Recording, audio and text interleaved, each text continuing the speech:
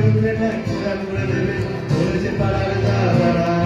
অন্য পাড়া দিয়ে যাচ্ছে তাই